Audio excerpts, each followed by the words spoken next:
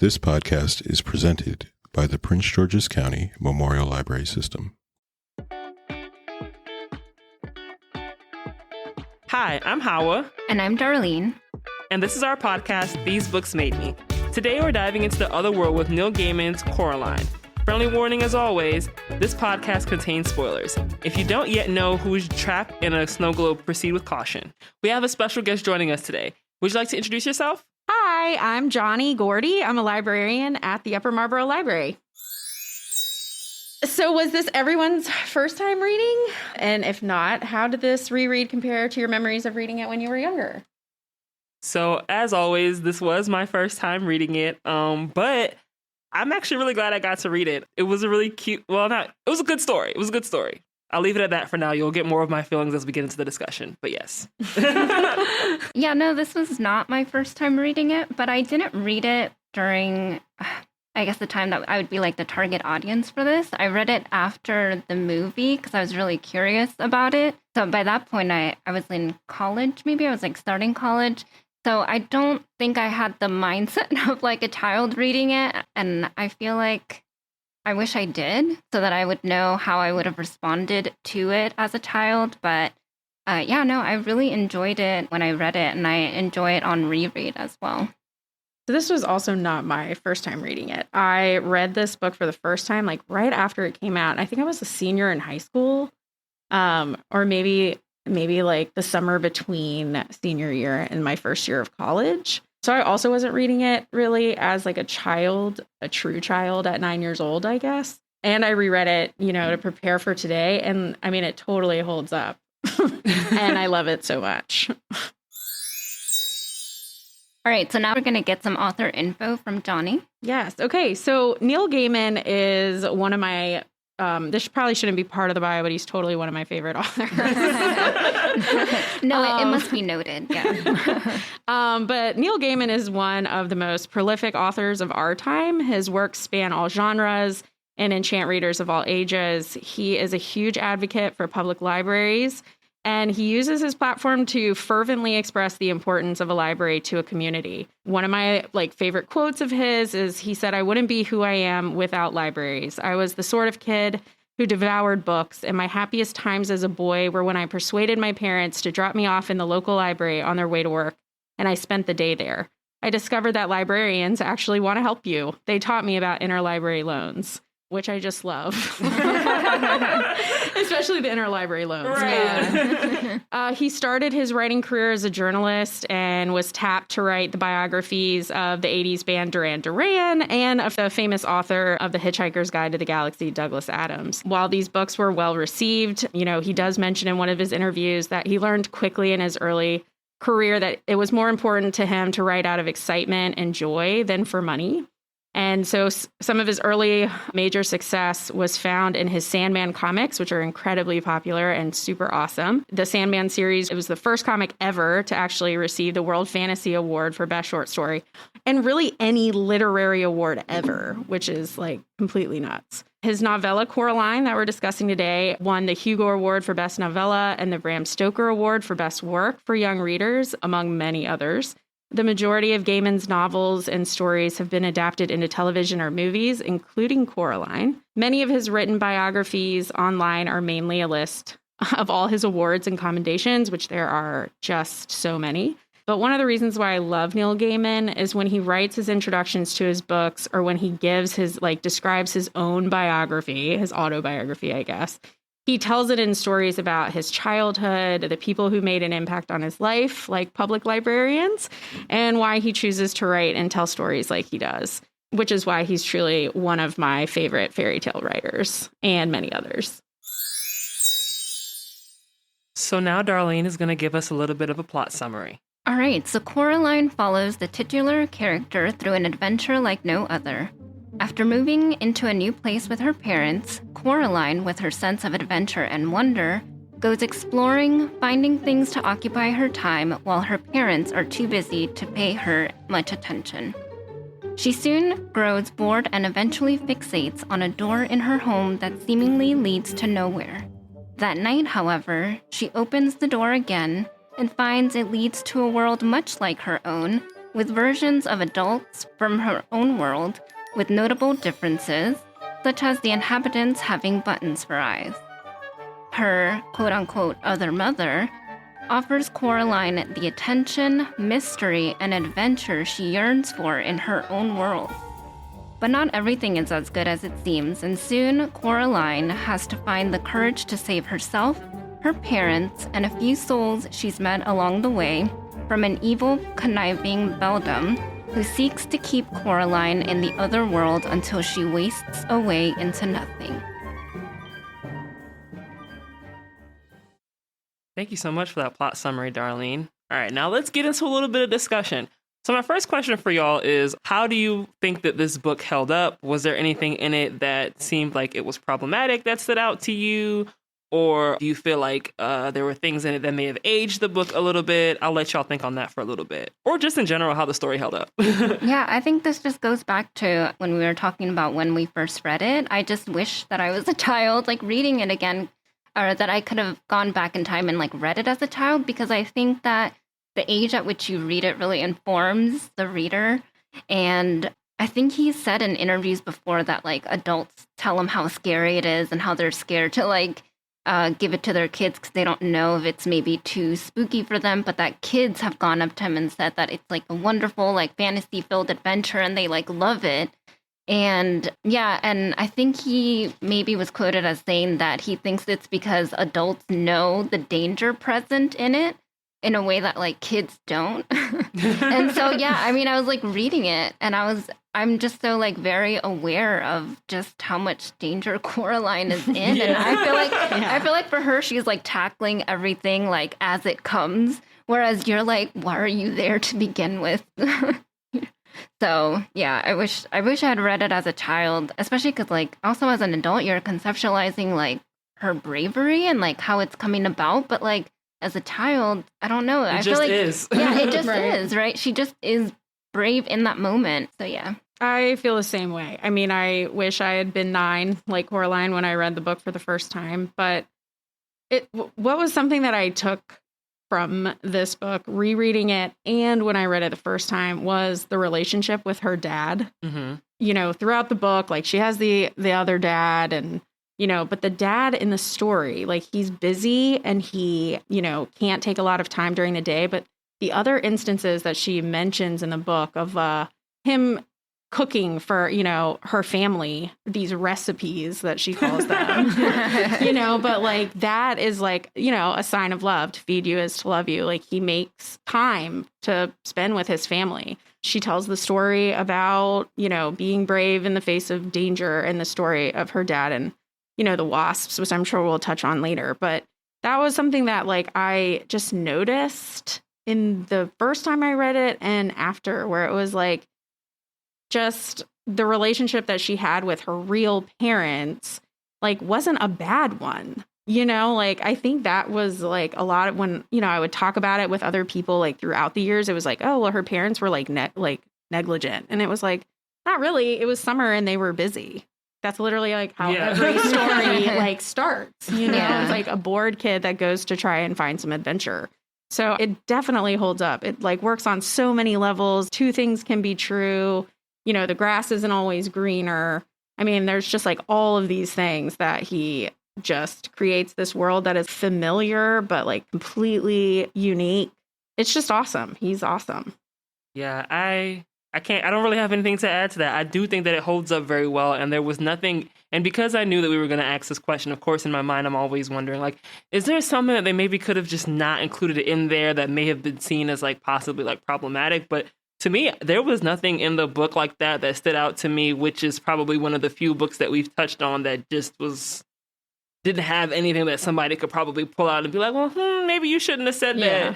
So I think it overall holds up pretty well. Like you all said, I do kind of wish that I had taken this in when I was the target audience, because I feel like it would have been just such an inspiring story in a way. Yes. I know it may be weird to call it inspiring, but like hearing like a child protagonist that's your age talk about what makes them brave, it's just so amazing.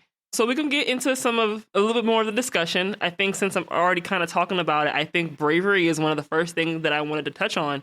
But yeah, I don't know. Like, how do you guys feel about the way bravery was portrayed in this book, especially like, you know, for the children who are reading this book or taking this in?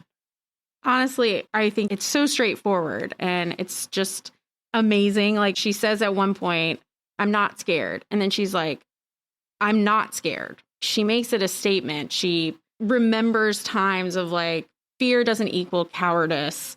It's facing fear that makes you brave. Being afraid isn't cowardly. And just doing something in the face of fear is bravery. And the story that she tells with her dad, you know, where they step on a wasp's nest and he tells her to run up the hill and run. And she does. She obeys him and runs up the hill and turns around. And her dad's been stung like 39 times. And he tells her, you know, it wasn't brave for me to keep the wasps occupied because I knew that was the only thing I could do to keep you safe. What was really, you know, brave of me was to go back later and get my glasses that fell off, you know, knowing that there was a hive of wasps down there. And that story is kind of like what she uses to like motivate herself. But she's so like practical about her bravery. There's nothing else I can do. This is just what has to be done to save my parents and, you know, to do the right thing. Right. Yeah. You know? I think that's what struck me about it, like several times. Like she, you know, the cat would be like, why don't you just go away? And she would just be like, well, she has my parents. I cannot just leave. Right. So yeah, it was very like practical of her to be brave in that moment. I don't know. I think that that's important to like have as a message in a children's book where they are already thinking about it that way. Because I think as you age, I feel like you just become more scared, right? Because you're so aware you of learn like so much more about the world and how the world is. Right. You have more things to be scared of. Whereas I feel like for her at this time, the scariest thing for her was not having her parents, right? So if doing something to save her parents was scary for her, it still wasn't scarier than the idea of her not having them at all. Right, exactly. And at the end, when she's like, it's her first day of school, so the summer ends, and she's like, oh, the first day of school, like, you know, usually I'm anxious about the first day of school, but there's nothing to be scared about. Like, there's other things, like bigger things to be scared about than the first day of school. And as a 9-year-old, I mean, like being like, I don't have to be scared of the first day of school. I can just go and be myself and do my thing and have the best time. Love how they slid that little life lesson in there for kids. Like right at the end. No, Awesome. I love that. Because I was like, yeah, I think that's something that you recognize with like experience. And I think that was such a nice, and it wasn't like too on the nose or like too in your face way of saying that the more you experience, the less scary things seem in comparison. So I really like that. And I think it really speaks to Neil Gaiman in general and how he approached this book. There are a lot of like little life lessons there, but he's not hitting you over the head with it. It's kind of just like, yeah, these are things maybe you want to think about. And I think you kind of touched on this, Johnny. The grass isn't always greener on the other side. I think that's a really big one that could come off as a little moralizing, but I don't know. He does it in a way that just feels very natural. Right. He doesn't say, you better appreciate your parents or else, but he shows you, you know, to how to appreciate what you have in a way. One thing that stood out to me was that, you know, when she sees the help us in the mirror and, you know, she's like, oh, I know what to do. And I'm thinking she knows immediately that she's going to go straight to the door. She's like, no, I'm going to call the police. Right. And then poor her, they didn't believe her. So, like, I think that, how do y'all think that speaks to, like, about children and them not being listened to or being believed? Because, you know, he was just like, well, tell your mom to make you some hot chocolate and get rid of the nightmares. Yeah. So patronizing. I think that the way that he approached that was also really interesting because Coraline kind of doubles down and knows the experience that she had. Because there's a moment after she saves everyone and her parents are like unaware. And it's funny the way that he phrases it, that they're just like missing, you know, they're just missing a couple days in their lives. And that as adults, that's just the kind of thing that happens. But yeah, and I don't know that she ever really doubts herself, but then she finds the little like stone in her pocket and the marbles and she's like, no, this happened. Yeah. So it was just kind of like that quiet reassurance. She really went on about her life for a while. It was just like, okay, well, I'm hungry. Let me go to the supermarket and buy some limeade because Well, that was like the other thing where, you know, again, as an adult reading it, we can kind of read between the lines, but he's also telling children, sometimes adults are not going to help you. like Yeah. how you need at that moment. Like she goes to Mrs. Spink and Miss Forcible and says the same thing. She's like, my parents are missing. And they're like, okay, well, tell them that we're not going to be in tomorrow. We're like going off to do stuff. And she's Your mom like, may have this newspaper she wanted or something like yeah, that. Yeah, and she's like, oh, well, like, I don't know where they are. And I've been in there just like, okay, like, have a great day. Like, whatever.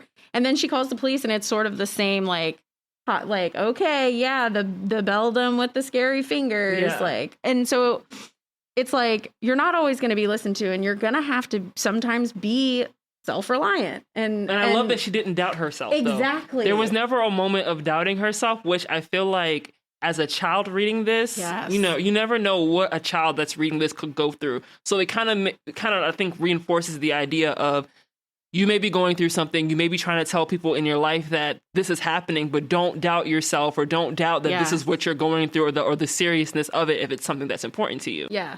And that is just the best. Learning as a kid that, like, you know, if you are speaking your truth to someone, and even if they're not listening, to not doubt yourself and to do what you need to do. Speak it louder if you need to. Exactly. Yeah. Yeah, I don't know. I just really love reading children's books, like how they shape people or like how they shape kids while they're reading it. But yeah, I mean, speaking back to how we were talking about how it doesn't condescend to kids, I think one thing I remember flagging on my book was there was this part where Miss Forcible says, I forgot what she said, don't do. And then she said, or mention the Scottish play, which is like a throwback to like theater speak. Like, don't wear green in your dressing room or something. Okay, is that what it was? Yeah. And then like right after the like narrator, which sort of is kind of explaining Coraline's train of thought, but is not the first person narration. But it's like Coraline wondered why so few of the adults she had met made any sense. She sometimes wondered who they thought they were talking to. I bookmarked that too. Yeah, I was like, that's such a funny line. It made me wonder, I'm like, yo, do kids that see me in their life wonder why I don't make sense? Like who does she think she's talking to? Yeah. Well, so one of the best things, in my opinion, about Neil Gaiman is kind of how I mentioned, like, he pulls so many like familiar ideas and story elements that make you immediately comfortable reading the story. So like the mirrors and the keys and the apple, there's all these things, but he just like creates a world that is very specific to that character. And then that character experiences a lot, but then just learns everything. But this book, at the end, she returns the stone. Like, if I had gone through what Coraline went through, I would not be returning the stone. You know? Yeah. Like, she's just like, oh, thanks. Like, I don't need it. You know? You never know what that stone could get you through later on in life. Right? Like, It's like you know what's out there, and then you're just like, okay, I got through this thing, and, you know, now someone else could maybe, like, use this or something. Like, it was... So that it's like he created this character, and she's kind of, you know, like, she's a fictional character, but then she's incredibly mature and just self-aware. She grew up so much in that, like, what, 2 days? Yes, like, it's just like what 9-year-old is like, okay, I don't need this anymore. Like, now that I've like done this. But no, yeah, I think that you're right. I was actually wondering if this counts as a coming of age story, because I mean, I actually couldn't tell what her age was, but you said that she's 9. So it definitely does not say in the book that she is 9. Mm-hmm. When I was reading some different things online, just to get some background, apparently he was like, she's supposed to be around 9.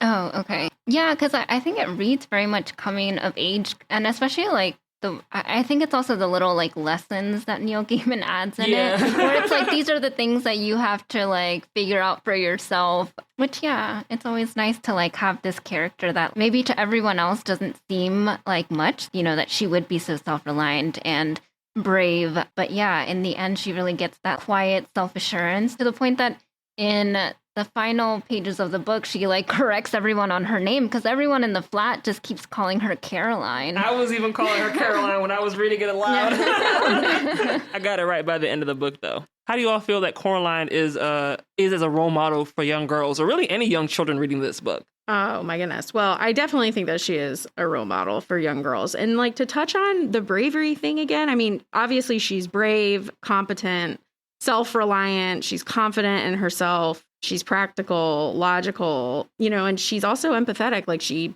won't leave the souls behind that are caught in the mirror. She won't leave the cat behind. I mean, the souls at one point, the two are like, okay, you have two of us. Let's go. You know, and she's like, no. And she does really scary things. Like the other Miss Spink and Miss Forcible, they're in this like gross jelly cocoon together. And she has to like stick her hand in and get one of the souls. It's like, that is like terrifying imagery. But again, he doesn't write her as being afraid. It's just, I have to do this. This is what I have to do. But just to touch on the bravery thing again, and something that I just thought of, in the other world, when she meets her other dad in the basement, she actually encourages him to be brave.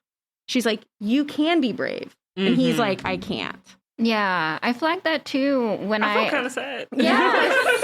Yeah, when I put like Caroline as role model, and I put like, she showed compassion for her other father, which she didn't have to. I mean, he was scary, and like, even if you knew that he was kind of doing other mother's bidding, I think she recognized that that's not something he really wanted to do and that he had no agency in it. And so for her to like, in that moment, that's really scary, for her to like still show compassion and empathy for him, I thought that was like really nice to include. Yeah, and just, I think you also touched on this before, Johnny, but just the fact that she's very straightforward about certain things. I think who was it? I think the kids or the souls were saying that the other mother will like keep her forever. And she just says, no, she won't, period. Like, no. Yeah, love that. She knew her goal, what her goal was from the very beginning when it came to that. Yeah. But, you know, so what was the scariest part of this book for you all? Because, I mean, like, you know, it's always hard for me when people say, oh my God, a book was scary, like, right? Because how can you be scared if you know you don't know what's about to happen. But like, what felt scary to you? I'll let you guys go and then I'll share mine. For me, the scariest part was the end with the hand. I mean, the hand is by far the scary, like trying to get the key and and she has like the dream picnic with the souls that she released from the mirror. And they're like, oh, wait, it's not over. I mean, it's over for us, but, you know, and she's like, wait, what? You know, and then there's this like creepy hand. And of course, like a ton of the imagery in the book is of the other mother's hands being these like long fingers, and bright, tapping on the eyes. Yes. And with the long red fingernails and them being like spidery and like gross. And then imagining the hand just like running. Like, it's just like, ew. And knowing that she knows that it's like around, you know, like she can hear it a couple times, I think. Yeah, it kind of takes you back to that whole thing of like the unknown. Like, you know, it's there, but you don't know what it's up to or what it's about to do or when it's going to try to come at you. So I feel like that's a good one. Yeah, there was a lot of tension in that last part. Right? That last part it felt like more tension than the whole. I was like, yo, there's like 3 pages left. What's happening? Yeah, I think I would agree that was very scary. But the first one that came to mind was when Other Mother locked her up in the mirror and it was like complete darkness and it was where she saw the souls. I don't know why that seems so scary to me. It just seems so scary to me to like think that someone would just keep you in the dark forever. And then you have all these souls that are basically telling you what happened to them. And how long they've been there? Yeah. It's like, oh, you're going to lose your memories, but like your name will go first. And like, she just kind of like dotes on you, but then she's basically taking your energy and then she just leaves you here to like waste away. And like Coraline's like, when is she going to let me out? Yeah. And I was like, she might not. Right. I like that you mentioned the same thing that I was going to mention about the closet being the scariest part to me, just because it's like, first of all, you locked in the closet and then you realize there are other people in here and then you realize how long they've been in there. You mentioned that they said that their names were one of the first things to go. And I think the names in this book are kind of like important in a way. We know that she doesn't learn the quote unquote crazy old man's name until the very end. They're all always messing up her name in her world, but in the other world, they get it right. And then, Johnny, I know we talked about it before we started recording, but like about the cat saying that the cat, you know, names aren't important to us because we know who we are. Yeah. Yes, exactly. It's funny because as we were talking about that, I was thinking, oh, what's in a name? And then later on in the book, they say, what's in a name? Like, and I'm like, oh, okay, spoke that into existence. Right. Yeah, the way that he says that is actually kind of funny. I don't know, like funny and like a little poetic too. It's like, now you people have names. That's because you don't know who you are. We know who we are, so we don't need names. Thank you for the quote. Yeah, I was like trying to like quietly flip through. Yes. No, that's a good one. And it's funny because she's like, so what if I want to call you for dinner? And he's like, just say dinner. Yeah. But it's funny, like, so my name being Johnny and being spelled Joni, I mean, it's like, my name is never said correctly the first time. So I get like her kind of frustration about that. But then again, reading this book and being like, your name doesn't, like, yes, it identifies you from others, but it's not your identity. Mm-hmm. You know, like these other things that we've described about her, that's your identity. You're brave, you're competent, you're smart, you're kind, you're empathetic. That was kind of like one of the main things, especially for me, who I like when I was little, I'd be like, oh, Johnny's my first name. Joni is my second name. Yeah. Because I just was called Joni all the time. And it just was like, I can't even correct anymore. Like it's just a never ending job. Mm-hmm. And so being like, it doesn't matter what someone really calls you. And ultimately it's who you are. Mm-hmm. Like, who are you? And so again, as it like, if I was just like you said, like, wish I was 9 to be like, you know, just because someone's not saying my name right, it doesn't diminish who I am. Mm-hmm.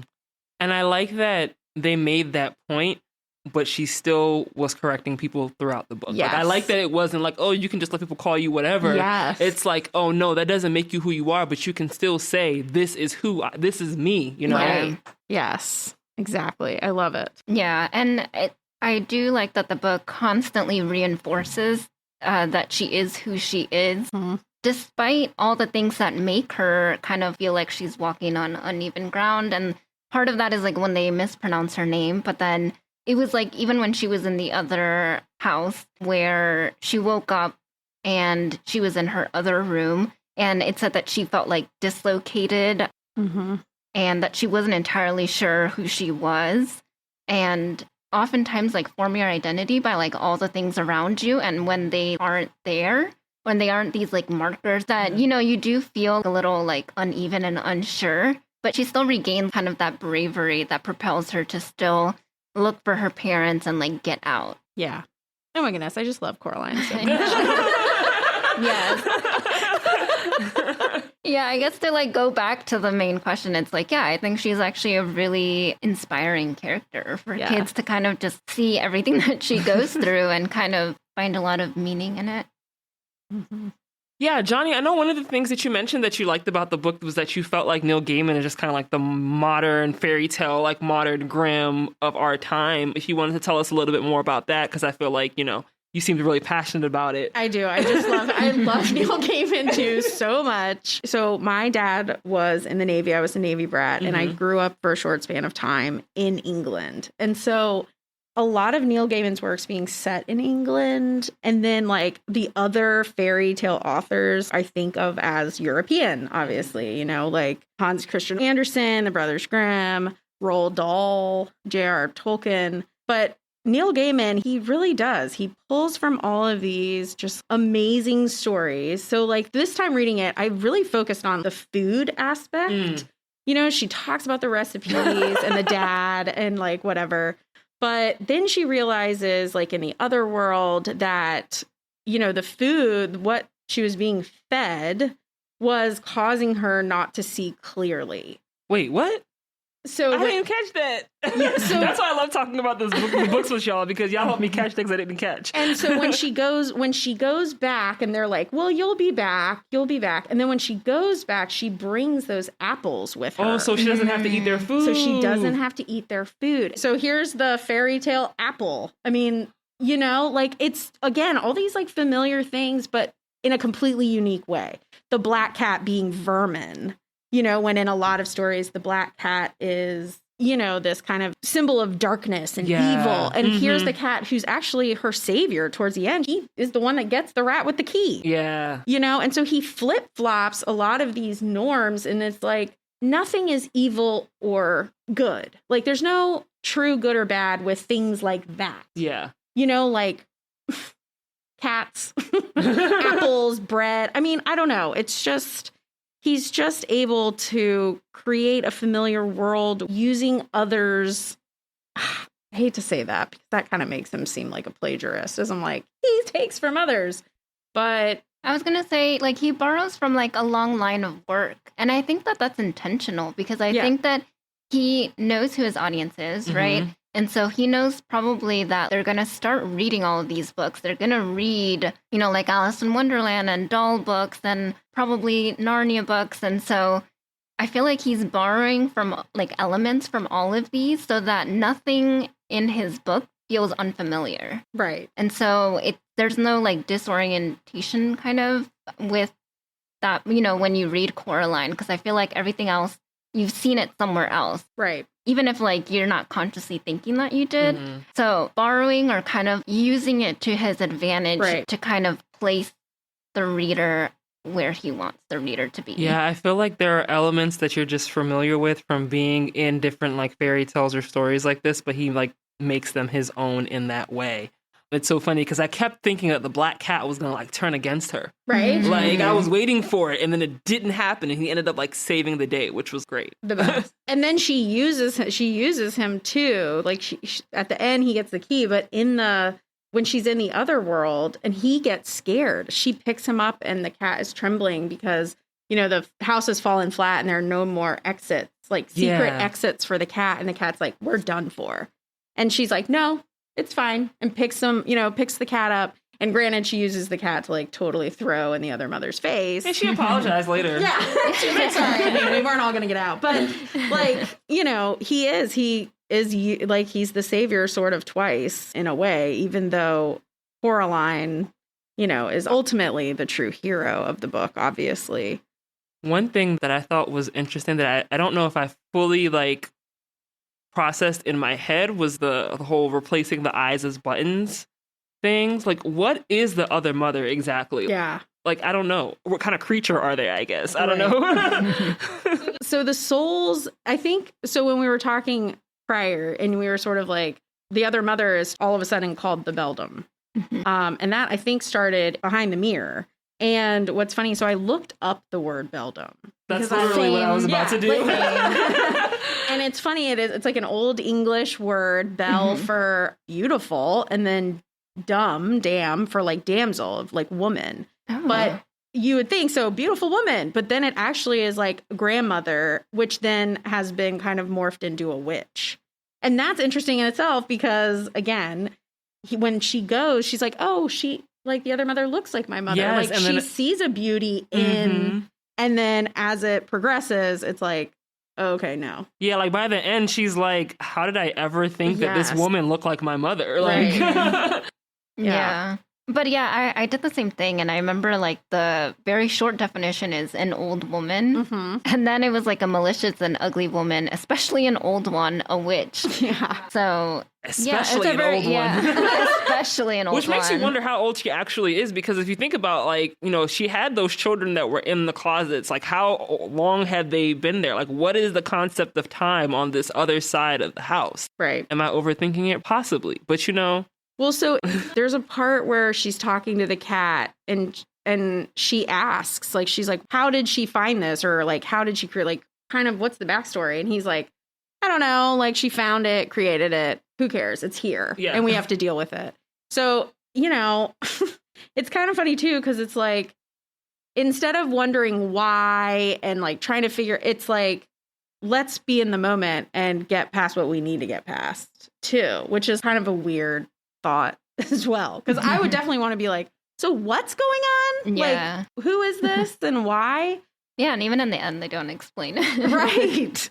And it's like, because I can only assume that she's attached to the house. Yeah. Yeah, I guess so. Because it's like, even, I don't know if this has anything to do with it, but like, you know, when you go too far out from the house, like she doesn't create a world further out than she probably thinks that people would go. Right. But then it's like it's circled back to the house at the end of it all. So it's just like, I don't Right. know. So it's like, I guess she's, that's the only thing I can think is like she's attached to the house because it used to be like an old mansion or whatever. And I'm assuming that's where maybe the two. But then there's the fairy ghost. I mean, it's just like, what? Yeah. Where did you come from? Are you attached to the house? Yeah, there was so many like fantastical things in this book that he kind of just brings up, but then does not explain, which to me was kind of frustrating. I don't know. Again, I keep going back to like how I would have read it as a child. But yeah, as an adult, I'm just like, I don't get like, so one of the souls was described as like having wings.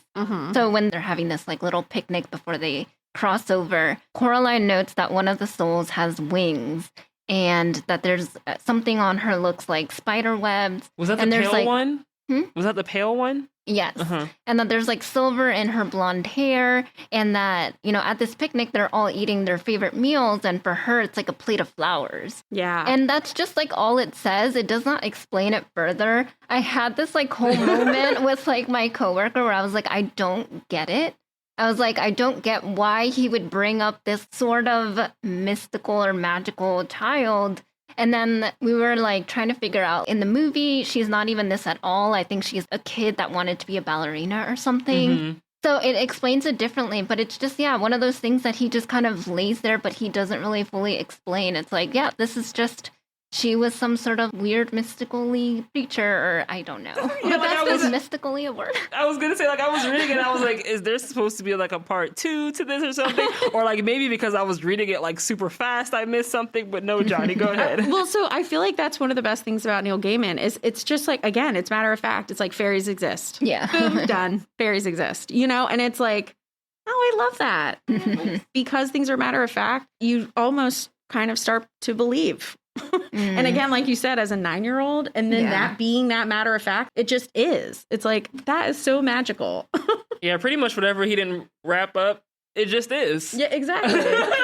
I feel like more things should sometimes end that way. Like, it just is. And that's okay. Yeah. That's true. I think a lot of fantasy writers sometimes do fall into this hole of like trying really hard to over-explain things, and then it gets to be too complicated and convoluted, and then people do lose interest. So I guess I kind of understand. And, you know, it is a really short book. You can get through it pretty quickly. So they're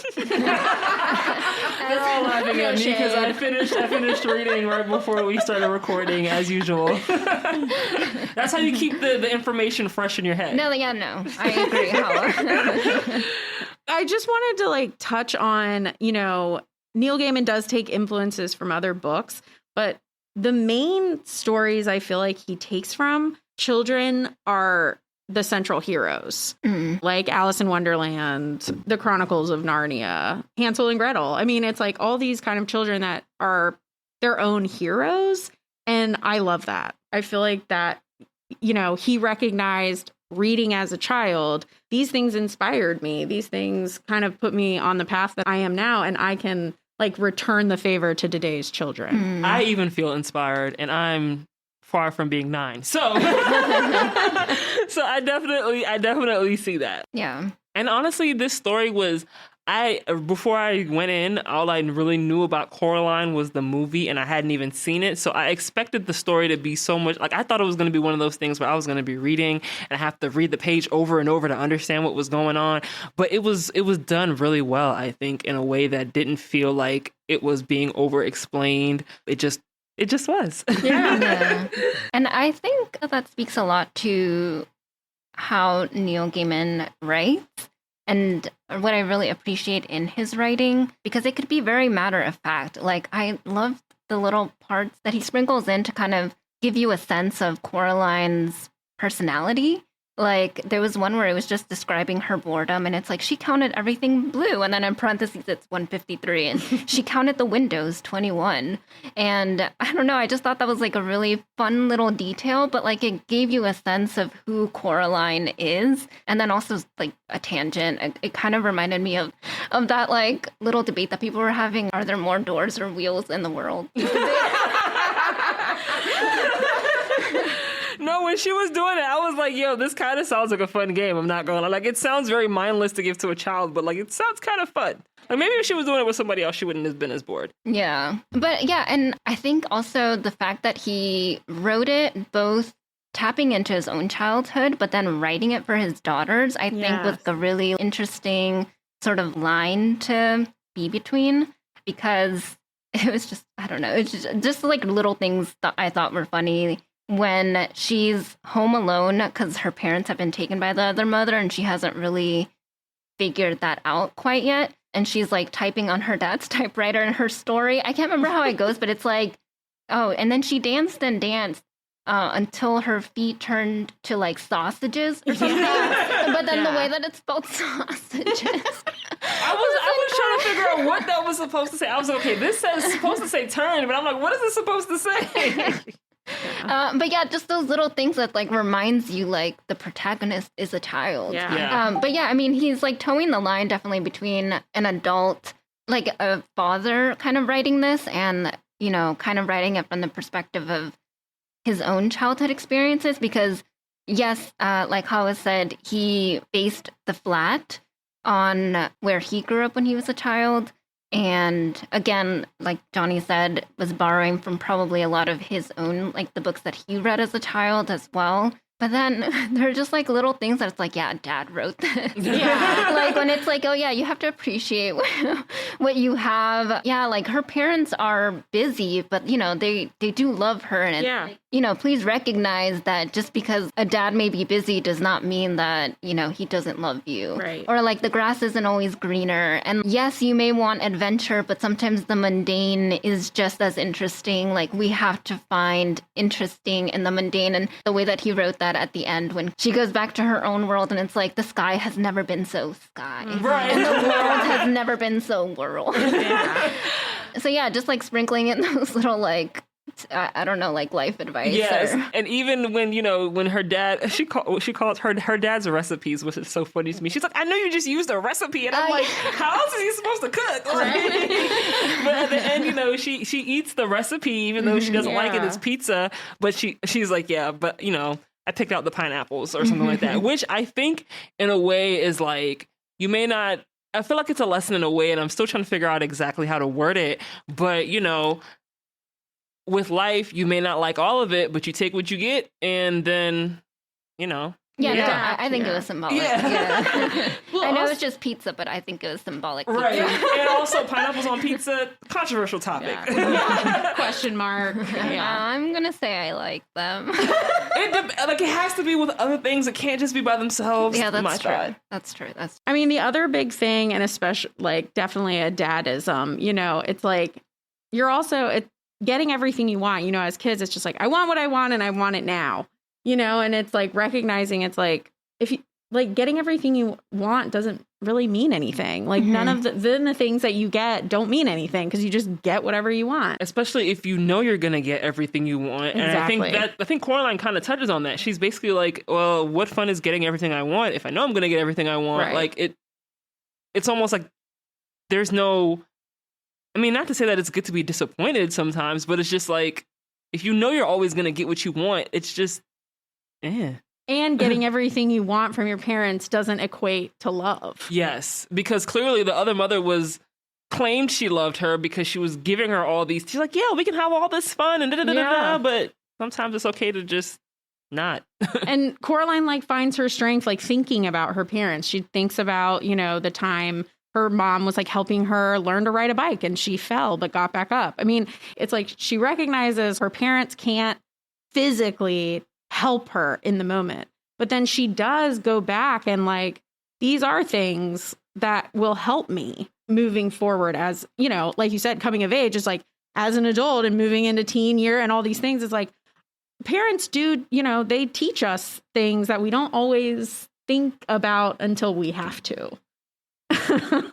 You know, and so I like that too. It gave them more of a personality than you would expect them to have had in the beginning. Exactly, yeah. Because they were just like, go away, and then by the end you come to appreciate those little, you know. And then at the end he picks her up and hugs her like so hard, like he hadn't hugged her since she was little. And it's funny because it's just like Coraline expresses that she doesn't think that they know that they've been gone away for so long, but that hug that he gave her made it seem like in a subconscious kind of way he felt like he was missing her. Yeah. Mm-hmm. Which is just the sweetest. Yeah. I love this book. I'm so glad we read it. Yeah. Now I'm going to go run and watch the movie.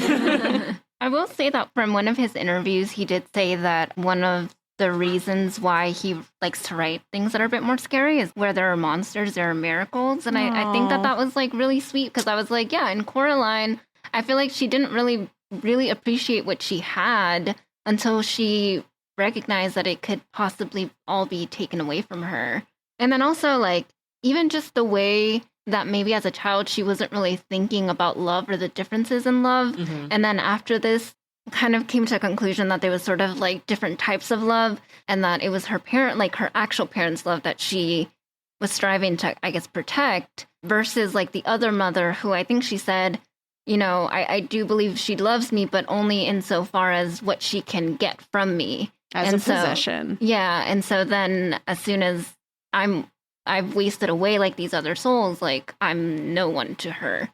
So, right. I don't know. Yeah, that was very profound. Yes, very profound. I mean, Neil Gaiman is like incredibly quotable too, as and he always puts like really good quotes from other authors, usually in the beginning of his book. Like the version of Coraline that I have, its fairy tales are more than true, not because they tell us that dragons exist, but because they tell us that dragons can be beaten. Mm. And it's just like, oh my goodness. Oh my goodness. Every child needs to like hear that, that same thing. It's just like, there are going to be hard things that happen to you, but you can get through them. And sometimes you have to get through them on your own. And it's just like, oh my goodness, in a children's book, you get all of that. And as a child reading, yes, we can't say that like, we read it at 9, but at the same time, all of that is subliminal to children. We read it and then can get back to it later when we need it. And it's just the best. And it is what it is. No, I keep saying that. I keep saying that. I'm sorry. Yeah, you're right. He's very quotable, because honestly, like, then I started to get into, it wasn't even about Coraline anymore. It's just interviews about him talking about writing in general, because, people really appreciate his writing. And I don't think he originated it, but it's something that I think he keeps in mind when he's writing. And I think it's like, one of the central tools of literature is using the lie of a made-up story to tell a human truth. Yeah. So obviously, like, he has these very specific topics and themes and like lessons that he wants, I guess, to instill, especially because this was made for his daughters, but kind of using this like fictional world to kind of tell that truth. And I think borrowing aspects from his own childhood and probably his experiences as a parent as well, those are the little things that really inform and kind of pad this book a little bit more, so that it has a bit more substance than just, this made up story. Right. And just to mention too, about like Darlene mentioned about the other mother loving her as a possession, as loving Coraline as a possession. And then with the button eyes, thinking like we're dolls, like we're not even like people. Like everyone in here is a possession. The other father is, the rats do her bidding. It was like everybody was her possession. Like, I was regardless, shocked about the other father. Yeah. Yeah. And so it's just a really good story.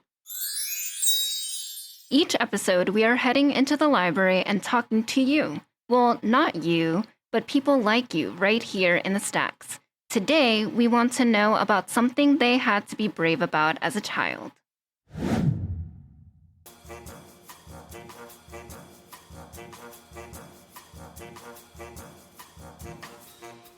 What did you have to be brave about when you was a little kid?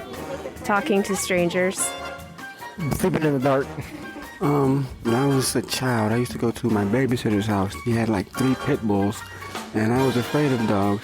And I used to have to go through this gate to get to her house. And the dogs used to be loose in the backyard, and I had to run from them every day. I was afraid of dogs then, but I learned to conquer that fear as I got older. The dogs really are your best friend when you really think about it. I was brave by holding a little baby alligator at the zoo. Walking on ice. Lightning. Earthworms. Because when I used to go to elementary school, my sister told me that when it rains, earthworms fall from the sky. So that's why. When I was a kid, I was always scared of the dark, and my dad used to always make me take out the trash, and it was all the way like in the back of the house. So I used to take the trash and run as fast as I can, just throw it in the backyard and sprint my way back. Something I had to be brave about when I was a kid was I was learning to ride bike, and I was always afraid of falling down. Something I had to be brave about was having surgery. I had to have my spleen out because my spleen thought my blood was a disease. All right, so now we're going to head into our game segment. And for this game segment, we're going to do a BuzzFeed quiz, as we're known to do. And this one is called We Know Which Coraline Character You Are Based on How You Spend a Fall Day. So now we'll see. Does BuzzFeed know what Coraline character we are? All right, so the first one is pick a fall treat. And you have a ghost latte, so basically a latte with foam art to look like a ghost. A fall feast with what looks like sweet potato pie or pumpkin pie. Apple crumble. And ginger snaps. I'm very torn on this one because last year one of my neighbors moved in and she gave us like a big old box of huge apples, and I looked up desserts to make with apples and I made some apple crumble and it came out kind of good. But I think ginger snaps are something that I'd be more likely to eat, so I'm gonna go with ginger snaps. I've also got to go with ginger snaps. They're just so delightful. Yeah, now I kind of want some. Right? So I don't know which one I'd pick. I do love a good latte.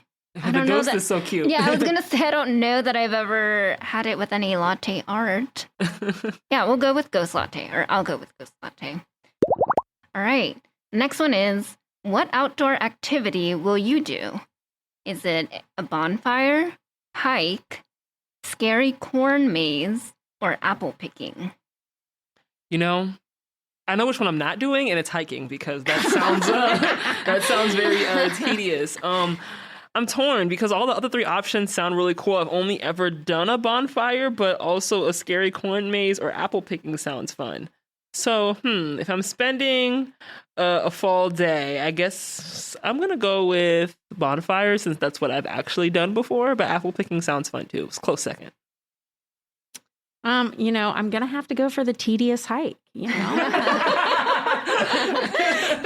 my husband and I love hiking. It's like a pastime of ours. So I got to go with the hike. Look how beautiful the sun through the trees. I might have to take some tips from you before I give that a try. Yeah, these all seem like fun. Oh my God. Just going to be really indecisive this whole quiz. It's either bonfire. That's how you know it's a good one. Yeah. It's either bonfire or scary corn maze, though.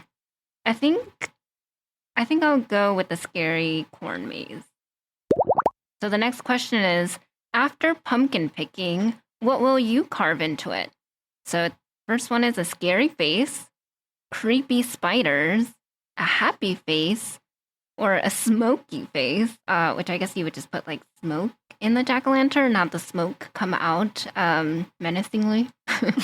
I'm very torn because like spiders, classic Halloween stuff. Also think of Spider-Man, but I think I'm gonna go with this smoky face because this smoky face looks kind of fire. Like, yeah, it does look really cool. Yeah, like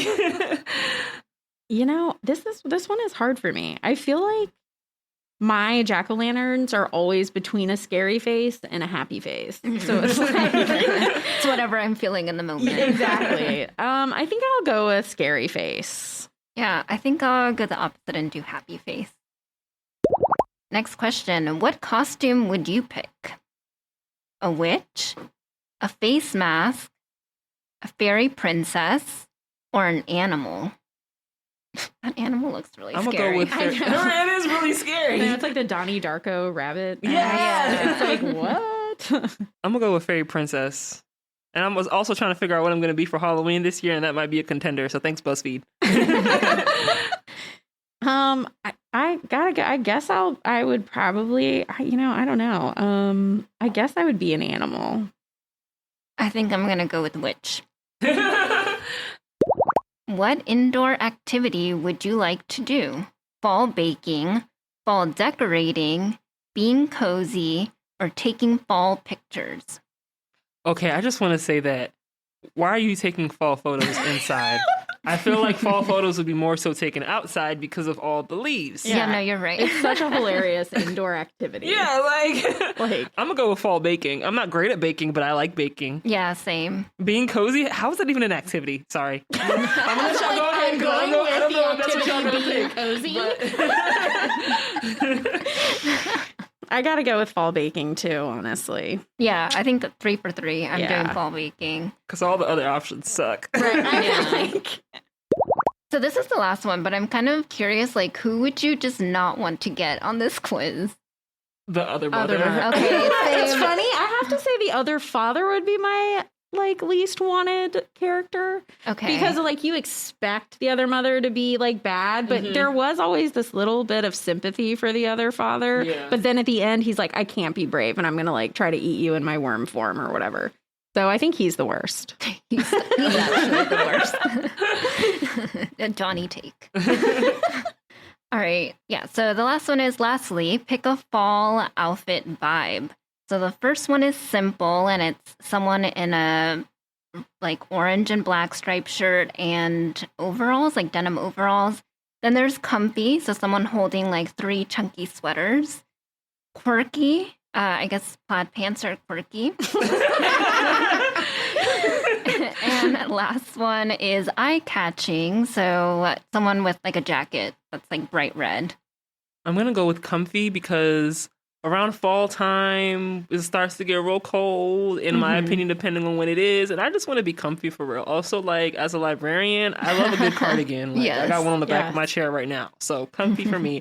Also, eye-catching, she looks cute and all, but she don't look like she's dressed for fall. Yeah, no, it's like a little like crop top. And yeah, no. No, I mean, I love a good crop top. Sorry. I just meant like...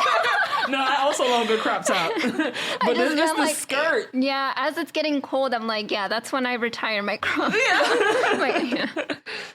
I gotta go with comfy too. I like a nice, like, comfy sweater. Just being comfy in the fall for sure. Yeah, I think I'm gonna go for comfy as well. Oh no. Oh no. Darlene, you gotta go first. Oh no. Oh god. Okay. So I got other mother. But not the worst. See, the other father would have been the worst. Yeah, I know, but I just my line of sight kind of like read the first line and I was like, read it out okay. to us. Read it out to us. It said you can be a bit manipulative toward other people in an attempt for them to like you. Try to be a little more open-minded and learn to let things go. How did they get that from the questions they asked us? They didn't ask anything about what would you do in this scenario, but they got that response. It was the ghost latte. It had to be the ghost latte. I was like, I put happy faces on my pumpkins. What do you mean I'm other mother? That's how you draw them in. It's a ruse, yeah, you're right. So I got the cat. Oh, that's a great one. Yeah, you've been described as quiet and observant. You don't jump at every opportunity, but when your friends need you, you're always there. You're protective and have good morals. We need more people like you out there. Thanks, BuzzFeed. Oh, that's nice. I love so that. nice. So I guess these characters might be based off the movie because I got Wybie. Is that one of the souls? No, he's a new character that they put in the movie. I'm going to read what it says I am anyway. Just my luck, I will get the character that's not even in the book. You're adventurous and loyal. You're always around at the right time, either to offer a friend some good advice or to save them from harm. You may not always feel appreciated, but don't worry. You're important to many people. Oh, that's awesome. Yeah, that's awesome. I feel And seen. Actually, Wybie is like almost like a self-insert of Coraline herself because basically in the book you get a lot of her thought process about things and as she's like going through it. And so for the movie, I think obviously they needed to expand it because this is a pretty short book. Yeah. And so to kind of externalize all of those thoughts going in her mind, they created that character, you know, as sort of exposition, like, oh, you know, that house that you're in, it has a lot of lore behind it, like that kind of thing. So, yeah. Thank you, Darlene. Shout out to Darlene for making me feel better. But it is funny that they didn't make that character a girl, that they made her friend a boy, which had to balance it out for the movie, I guess. Yeah. Seem, you know. Yeah, that's true because most of the stronger characters in this book are all female characters, which we'll get into in a bit. But yeah, you're right. I didn't even think about it in terms of why they would make YB a boy. Mm-hmm. Each episode, we ask whether our book passes the Bechdel test. The Bechdel test asks whether a work features two female characters who talk to each other about something that doesn't involve men or boys. Does it pass? Absolutely. Yes, resounding yes. Yeah. There's like no romance whatsoever Zero. in this book. Right. And, yeah, I mean, I don't know if it's also like her age, and the fact that she's not with anyone else her age, and it is kind of like a solo adventure for the most part.